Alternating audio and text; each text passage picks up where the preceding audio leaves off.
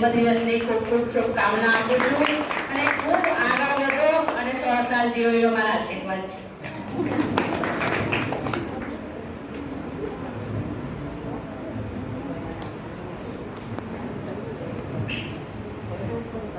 દીદીને પહેલાં તો સૌથી પહેલાં દીદીને મારા અને આપ સૌના વતી હેપી બર્થડે. દીદીનું જે પણ કામ છે એ ખૂબ જ સરાહનીય છે, કારણ કે આપણે ખાલી બેસીને 2 મિનિટ એટલું વિચારીએ કે આપણે આપણું ઘર છોડી ને ખાલી 2 દિવસ કશે રહેવાનું હોય તો આપણી શું હાલત થાય છે. આજે દીદી એમનું પોતાનું વતન છોડીને આપણી પાસે આટલા વર્ષોથી છે અને એવી રીતે છે કે જે અહીંના જ છે, આપણા જ છે. એટલે દીદીનું જે બી કામ છે એ મેં જાતે જોયું છે.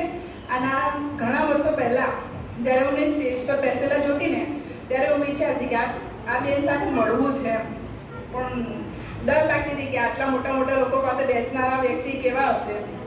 અને મારી મુલાકાત એમની સાથે થઈ ને તો અમે એવા મળ્યા કે એ દિવસથી આજ સુધી હજી અમે છૂટા નથી થયા.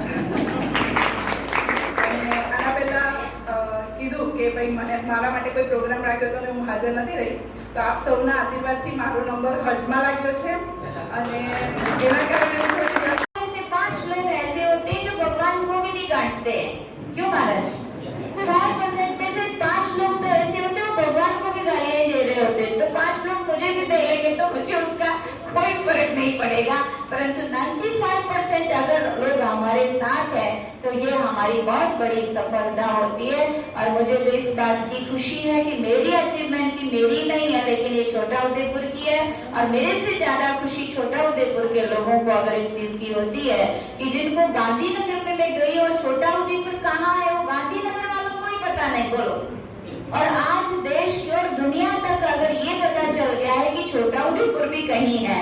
और अब मैं ये पहचान देती हूँ कि नियर स्टैच्यू ऑफ यूनिटी, तो वो वर्ल्ड फेमस है. मुझे ये कहना पड़ता है कि छोटा उदयपुर कहाँ है, बोला स्टैच्यू ऑफ यूनिटी के नजदीक है. तो ये छोटा उदयपुर की पहचान है. और आप लोग ऐसा बोलते हैं छोटा उदयपुर नहीं है, उसको तुम उदयपुर बोलो तो उदयपुर फिर राजस्थान समझने लगते हैं. है ना? इसलिए आज के इस दिन की मुझे खुशी भी है और मैं बाबा को ये वायदा करती हूँ कि 32 साल तो हमने 32 साल में से भी 22 साल हमने गुजरात में